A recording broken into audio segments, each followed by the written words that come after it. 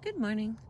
We continue with the 7 habits and overview. We are what we repeatedly do. Excellence, then, is not an act, but a habit. Aristotle. Our character basically is a composite of our habits. Sow a thought, reap an action. Sow an action, reap a habit. Sow a habit, reap a character. Sow a character, reap a destiny. The maxim goes, okay, I'm going to try that again. Sow a thought, reap an action. Sow an action, reap a habit. Sow a habit, reap a character. Sow a character, reap a destiny.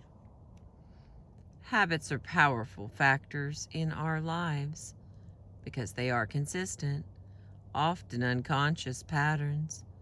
They constantly, daily, express our character and produce our effectiveness or ineffectiveness. As Horace Mann, the great educator, once said, habits are like a cable. We weave a strand of it every day, and soon it cannot be broken. I personally do not agree with the last part of his expression. I know they can be broken. Habits can be learned and unlearned, but I also know it isn't a quick fix. It involves a process and a tremendous commitment. Those of us who watched the lunar voyage of Apollo 11 were transfixed as we saw the first men walk on the moon and return to Earth. Words such as fantastic and incredible were inadequate to describe those eventful days. But to get there, those astronauts literally had to break out of the tremendous gravity pull of the Earth. More energy was spent in the first few minutes of liftoff, in the first few miles of travel, than was used over the next several days to travel 500,000 miles. Habits, too, have tremendous gravity pull, more than most people realize or would want to admit. Breaking deeply embedded habitual tendencies such as procrastination, impatience, criticalness, or selfishness that violate basic principles of human effectiveness involve more than a little willpower and a few minor changes in our lives. Lift off takes a tremendous effort, but once we break out of the gravity pull, our freedom takes on a whole new dimension. Like any natural force, gravity pull can work with us or against us. The gravity pull of some of our habits may currently be keeping us from going where we want to go. But it is also gravity pull that keeps our world together, that keeps the planets in their orbits and our universe in order. It is a powerful force, and if we use it effectively, we can use the gravity pull of habit to create the cohesiveness and order necessary to establish effectiveness in our lives.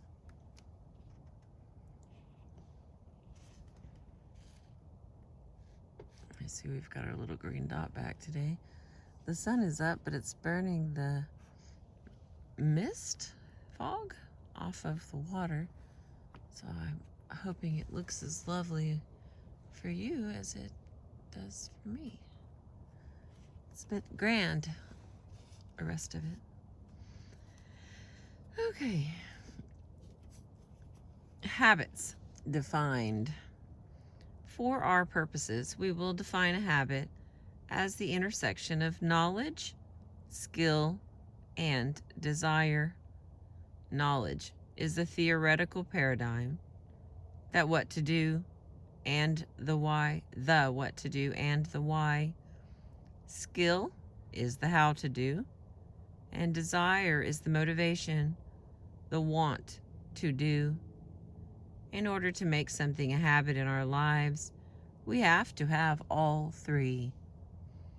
I may be ineffective in my interactions with my work associates, my spouse, or my children because I constantly tell them what I think, but I never really listen to them unless I search out correct principles of human interaction. I may not even know I need to listen. Even if I do know that in order to interact effectively with others, I really need to listen to them, I may not have the skill. I may not know how to really listen deeply to another human being. But knowing I need to listen and knowing how to listen is not enough unless I want to listen. Unless I have the desire, it won't be a habit in my life. Creating a habit requires work in all three dimensions. The being, seeing change is an upward process. Being, changing, seeing, which in turn changes being, and so forth, as we move in an upward spiral of growth. By working on knowledge, skill, and desire, we can break through to new levels of personal and interpersonal effectiveness. As we break with old paradigms that may have been a source of pseudo-security for years, it is sometimes a painful process. It's a change that has to be motivated by a higher purpose, by the willingness to subordinate what you think you want now for what you want later. But this process produces happiness, the object and design of our existence. Happiness can be defined, in part at least, as the fruit of the desire and ability to sacrifice what we want now for what we want eventually. We've got a little picture here. I'm going to try and slip that in there. It's always surprisingly more clear once I see it at home than it looks here. I'm hoping we can see. I'm telling you, it just does not look clear. So, you get the general idea. It's 3 circles and habits is in the middle. And then the next part is the maturity continuum. The 7 habits. The 7 habits are not a set of separate or piecemeal psych-up formulas in harmony with the natural laws of growth. They provide an incremental, sequential, highly integrated approach to the development of personal and interpersonal effectiveness. They move us progressively on a maturity continuum from dependence to independence to interdependence. I think, side note here with me, I think that when they wrote these books years back, they didn't ever expect anyone to read them out loud. Because I just don't think in a lot of sentences, I mean, I know I speak, we don't use a lot of these big words in a regular sentence. So sometimes it's a little surprising trying to spit all those words out. And I appreciate y'all bearing with me while I do that with my... All right. We each begin life as an infant, totally dependent on others. We are directed, nurtured, and sustained by others. Without this nurturing, we would only live for a few hours or a few days at the most. But then gradually, over the ensuing months and years, we become more and more independent, physically, mentally, emotionally, and financially, until eventually we can essentially take care of ourselves, becoming inner directed and self reliant. As we continue to grow and mature, we become increasingly aware that all of nature is interdependent, that there is an ecological system that governs nature, including society. We further discover that the higher reaches of our nature have to do with our relationships with others, that human life also is interdependent. Our growth from infancy to adulthood is in accordance with natural law, and there are many dimensions to growth. Reaching our full physical maturity, for example, does not necessarily assure us of simultaneous emotional or mental maturity.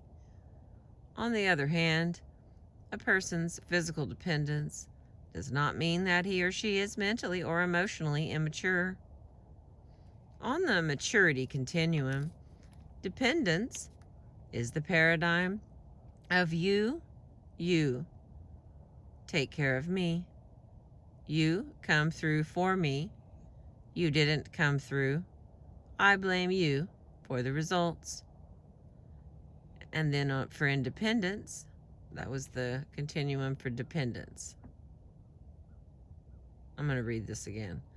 Here's the maturity continuum. We've got dependence, then we've got independence, and then we've got interdependence. It's three different definitions. For dependence, dependence is the paradigm of you take care of me. You come through for me. You didn't come through. I blame you for the results. And the next is independence. Is the paradigm of I can do it. I am responsible. I am self-reliant. I can choose. And the last is interdependence. Is the paradigm of we.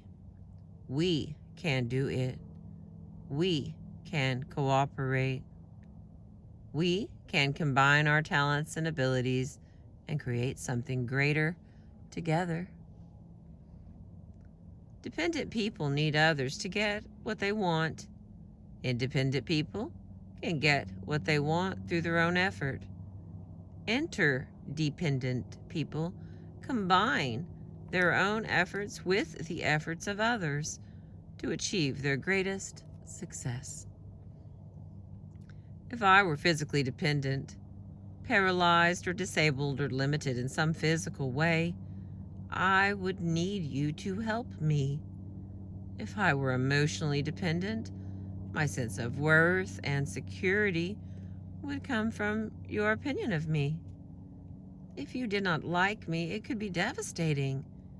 If I were intellectually dependent, I would count on you to do my thinking for me, to think through the issues and problems of my life. If I were independent physically, I could pretty well make it on my own. Mentally, I could think my own thoughts. I could move from one level of abstraction to another. I could think creatively and analytically and organize and express my thoughts in understandable ways. Emotionally, I would be validated from within. I would be inner directed. My sense of worth would not be a function of being liked or treated well. It's easy to see that independence is much more mature than dependence.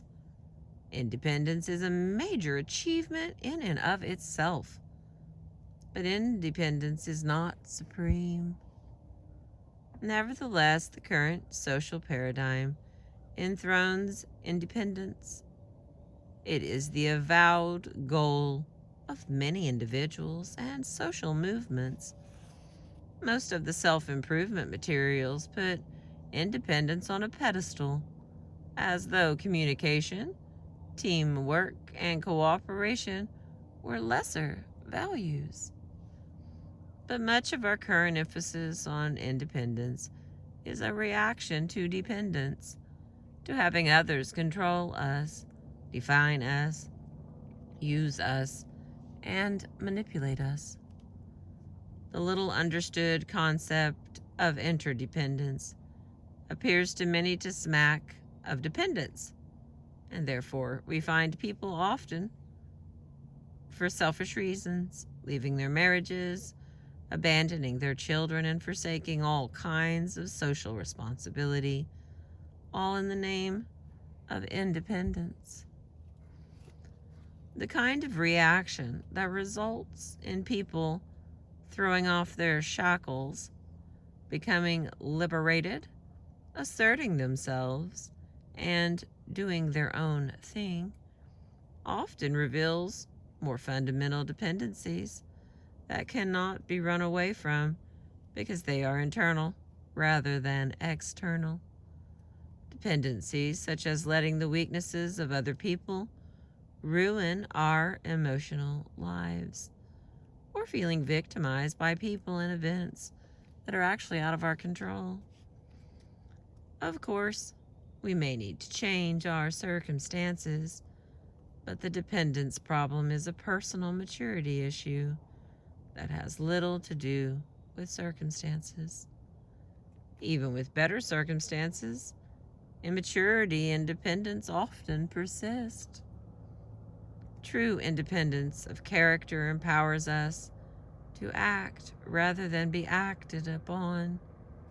It frees us from our dependence on circumstances and other people, and is a worthy, liberating goal, but it is not the ultimate goal in effective living. Independent thinking alone is not suited to interdependent reality. Independent people who do not have the maturity to think and act interdependently may be good individual producers. They won't be good leaders or team players. They're not coming from the paradigm of interdependence necessary to succeed in marriage, family, or organizational reality. Life is by nature highly interdependent. To try to achieve maximum effectiveness through independence is like trying to play tennis with a golf club. The tool is not suited to the reality. Interdependence is a far more mature, more advanced concept. If I am physically interdependent, I am self-reliant and capable. But I also realize that you and I, working together, can accomplish far more than even at my best I could accomplish alone. If I am emotionally interdependent, I derive a great sense of worth within myself, but I also recognize the need for love, for giving, and for receiving love from others. If I am intellectually interdependent, I realize that I need the best thinking of other people to join with my own. As an interdependent person, I have the opportunity to share myself deeply, meaningfully with others, and I have access to the vast resources and potential of other human beings. Interdependence is a choice only independent people can make. Dependent people cannot choose to become interdependent. They don't have the character to do it. They don't own enough of themselves. Ooh, that was an awesome sentence. Interdependence is a choice only independent people can make. Dependent people cannot choose to become interdependent. They don't have the character to do it. They don't own enough of themselves. That's pretty deep. That's why habits 1, 2, and 3 in the following chapters deal with self-mastery. They move a person from dependence to independence. They are the private victories, the essence of character growth. Private victories precede public victories.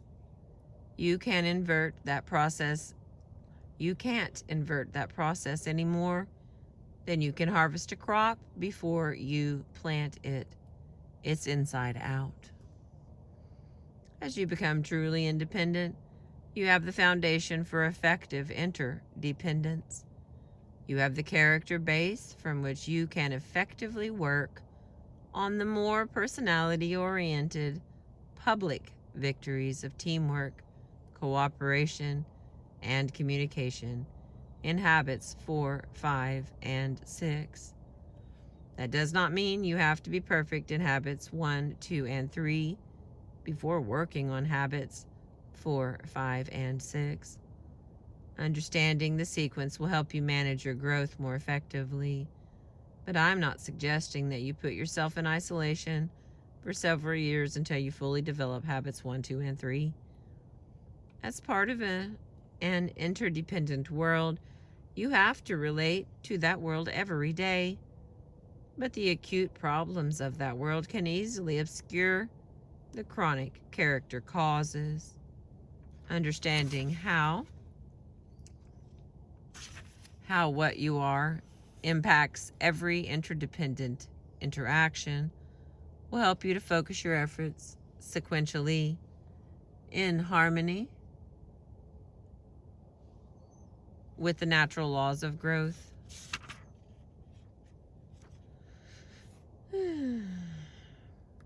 Habit 7 is the habit of renewal, a regular, balanced renewal of the 4 basic dimensions of life.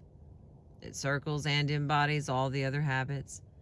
It is the habit of continuous improvement that creates the upward spiral of growth that lifts you to new levels of understanding and living each of the habits as you come around to them on a progressively higher plane.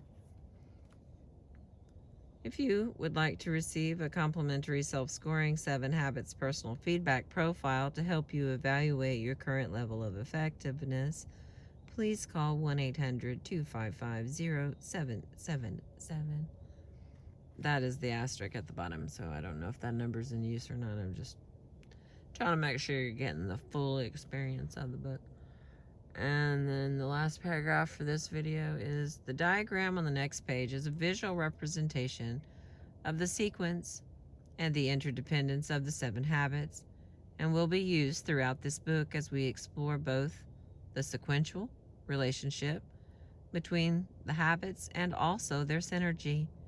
How, in relating to each other, they create bold new forms of each other that add even more to their value.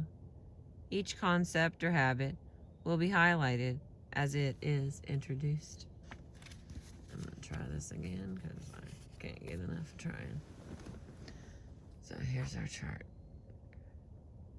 It seems like there's probably a way to make it clear. It's probably super clear, I just can't tell. All right, we are partway through.